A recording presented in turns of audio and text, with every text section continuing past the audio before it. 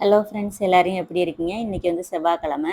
இந்த வீடியோவில் என்னோட செவ்வாய்க்கிழமை பூஜா ரொட்டீனும் அப்புறம் எனக்கு தெரிஞ்ச சில பூஜை டிப்ஸையும் உங்களோட ஷேர் பண்ணிக்கிறேன். கண்டிப்பாக இந்த வீடியோ உங்களுக்கு ஏதாவது ஒரு வகையில் யூஸ்ஃபுல்லாக இருக்குன்னு நினச்சிங்கன்னா மறக்காமல் வீடியோக்கு ஒரு லைக் கொடுத்துட்டு நம்ம சேனலையும் சப்ஸ்கிரைப் பண்ணி சப்போர்ட் பண்ணுங்கள். இன்றைக்கி மேக்ஸிமம் பார்த்திங்கன்னா வெள்ளிக்கிழமையில ஏதாவது பிரசாதம் செஞ்சு வச்சு தான் நான் சாமி கும்பிடுவேன். பழைய வீடியோக்கள்லாம் நான் சொல்லியிருப்பேன், பார்த்தீங்கன்னா தெரியும். முடிஞ்ச வரைக்கும் செவ்வாய்க்கிழமை சிம்பிளாக ஒரு பால் காய்ச்சி வைக்கிறது, இல்லைன்னா பழம் இருந்துச்சுன்னா அதை வைக்கிறது, திராட்சை கல்கண்டு இதை மாதிரி சிம்பிளாக வச்சு நான் சாமி கும்பிட்ருவேன். காலையில் மணி பார்த்திங்கன்னா சரியாக இப்போ வந்து 9. என்னோடய பூஜா ரொட்டீன் வந்து மேக்ஸிமம் வெள்ளி செவ்வாயில் காலை டயத்தில் தான் இருக்கும். ஏன்னா குளிச்சுட்டு வந்ததுமே சாமி கும்பிட்டுட்டேன்னா தான் எனக்கு திருப்தியாக இருக்கும். சாயங்கால குளியல் அப்படிங்கிறது தலை குளிச்சுட்டு தலை காயாது, எனக்கு ஒத்துக்காதனால காலையிலேயே குளிச்சுட்டு சாமி கும்பிட்ருவேன். அடுத்தது வந்து என்னோடய வேலைன்னு பார்த்தீங்கன்னா டைலரிங் ஒர்க்கு. அதுக்கு நான் காலை நேரத்துலேயே என்னோடய வேலையை சாமி வேலையெல்லாம் முடித்தேன்னா திருப்தியாக இருக்கும். அடுத்தடுத்து என்னோடய வேலை செய்கிறதுக்கு ரொம்ப ஈஸியாக இருக்கும். எனக்கு அன்றைக்கி நாள் வந்து பீஸ்ஃபுல்லாக இருக்கும். காலையிலேயே சமையல் வேலை லஞ்சுக்கும் சேர்த்து சமைச்சு முடிச்சிட்டேன். இப்போ கையோட வந்து ஒரு 9:30 மணிக்கெல்லாம் நான் பூஜை வேலையை முடிச்சிட்டேன்னா அதுக்கப்புறம் ஒரு ஒரு மணி நேரம் ரெஸ்ட்டு சாப்பிட்டுட்டு ஒரு அரை மணி நேரம் ரெஸ்ட் எடுத்துகிட்டு ஒரு 10:30 மணி வாக்கில் உட்காந்தேன்னா இன்றைக்கி கொடுக்க வேண்டிய ப்ளவுஸ் எல்லாத்தையும் நான் முடிச்சிடுவேன். ஒரு 3 லைனிங் ப்ளவுஸ் இருக்குது, அதை முடிச்சுட்டு அதுக்கப்புறம் சாயங்கால வேலை இருக்குது, அப்புறம் நைட்டு டிஃபனு, இப்படியே இந்த நாள் வந்து போகும். பூஜா டிப்ஸ் அப்படின்னு பார்த்தீங்கன்னா, முடிஞ்ச வரைக்கும் சாமிக்கு வந்து வாசனையான பூ வந்து வைக்கிறது வந்து எனக்கு ரொம்ப பிடிக்கும். மல்லி முல்லை கிடைக்கிற டயத்தில் அது எவ்வளோ விலையாக இருந்தாலும் நான் வாங்கி வந்து கட்டி சாமிக்கு போட்டுருவேன். முடிஞ்ச வரைக்கும் இந்த வாசம் இல்லாத அரளிப்பூ, அப்புறம் துலுக்கஞ்சாமந்தின்னு ஒரு பூ இருக்கும் பாருங்கள், உருண்டையாக கொண்டையாக இருக்கும். அதெல்லாம் வந்து அதோட ஸ்மெல்லே எனக்கு ஒரு மாதிரி தெரியும். அதெல்லாம் நான் சாமிக்கு வந்து மேக்ஸிமம் யூஸ் பண்ண மாட்டேன். அப்படி கதம்பம் வைக்கணும் அப்படின்னா இந்த மருகுன்னு ஒன்று சொல்லுவோம், மறிக்குழந்து, இதை மாதிரி வாசனையான பொருள் வச்சு அதோட சேர்த்து கட்டி அந்த அந்த சம்மங்கிலாம் சொல்லுவோம்ல, அதெல்லாம் சேர்த்து கட்டி கதம்பம் வந்து சாமிக்கு போடலாம்.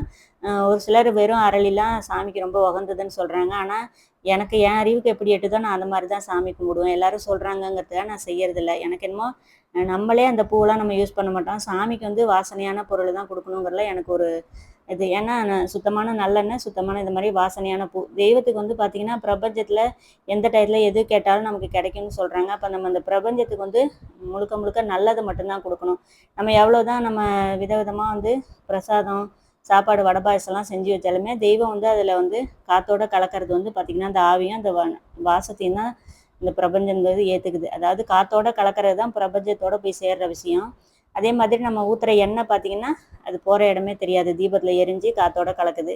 அந்த மாதிரி பூவோட வாசமும் அந்த தெய்வத்துக்கு போய் நறுமணமாக காற்றோட கலக்குது. அப்போ இது மாதிரி விஷயங்கள் சுத்தமாக செய்யணுங்கிறது என்னோட ஒரு விருப்பம். இது வந்து கட்டாயத்துக்காக நான் சொல்ல, எனக்கு தோன்றதை நான் உங்களோட ஷேர் பண்ணிக்கிறேன், அவ்வளோதான். சரின்னா ஒத்துங்க, வீடியோக்கு மறக்காமல் லைக் கொடுத்துட்டு கமெண்ட்டில் சொல்லுங்கள்.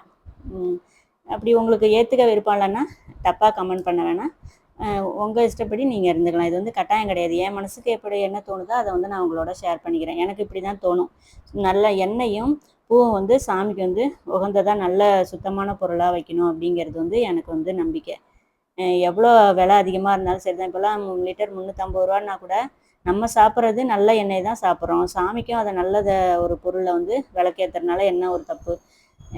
அதே மாதிரி விளக்கெல்லாம் பார்த்திங்கன்னா நல்லெண்ணெயில் நம்ம தீபம் ஏற்றும் போது கறி அடையாது, கலர் மாறாது.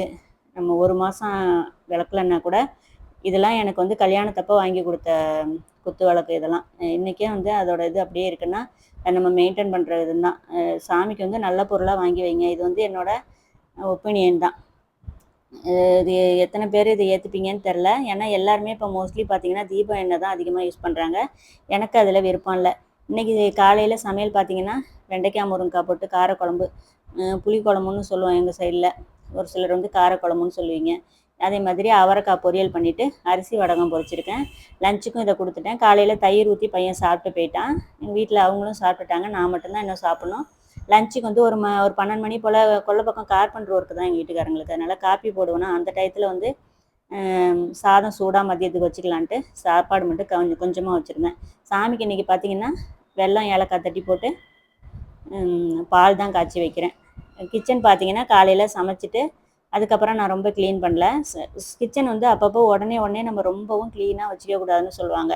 காலையில் தொடச்சிட்டு அதுக்கப்புறம் சமைக்க ஆரம்பித்தோம்னா ஒருவேளை ரொம்ப ஒரு முடிஞ்ச வரைக்கும் பால்லாம் நான் பொங்கி ஊற்றாமல் கிட்டக்க நின்று காய்ச்சிக்குவேன். அப்படியும் மீறி ஒரு பால் கீழே ஊற்றிருக்கு, இல்லை ஒரு சாம்பாருக்கு பொங்கி கீழே ஊற்றிருக்கு, ரொம்ப ஒரு இதாக இருக்குன்னா மெஸ்ஸியாக இருக்குன்னா நம்ம துடைக்கலாம், பிரச்சனை இல்லை. இருந்தாலும் உடனே சமைச்சிட்டு அந்த பத்து கித்து எதுவுமே இல்லாமல் நம்ம தொடச்சும் வச்சுக்கக்கூடாது. சைவம் தானே சமைக்கிறோம், அதனால என்ன இப்போ ஒன்றும் இல்லை.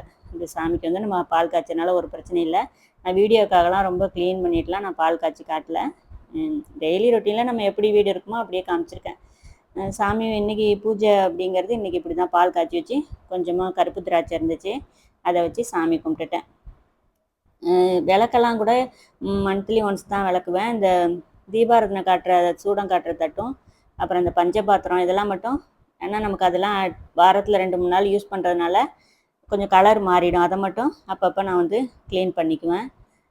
முடிஞ்ச வரைக்கும் என்னோடய பூஜை ரூம் வந்து இந்த அளவுக்கு க்ளீனாக வச்சுப்பேன். ஸோ மீதி பூஜை ஜாமான்லாம் பார்த்திங்கன்னா ரூமில் வந்து மேஜை இருக்குது. மேஜை ட்ராவு தனியாக சாமி ட்ராவுன்னு ஒன்று வச்சுருக்கோம்.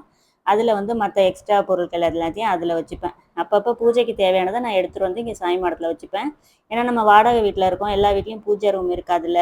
அதனால் இது வந்து செப்பரேட்டாக எங்கள் வீட்டில் அவங்க வந்து கார்பெண்டர் ஒர்க் பார்க்குறதுனால இது எல்லாமே அவங்க செஞ்சது தான். இதில் வந்து சிம்பிளாக வந்து என்னோடய பூஜை ஜாமான் வந்து இப்போ சாமி படங்கள்லாம் ரொம்ப அதிகமாக இருக்காது, எனக்கு தேவையானது இருக்கும்.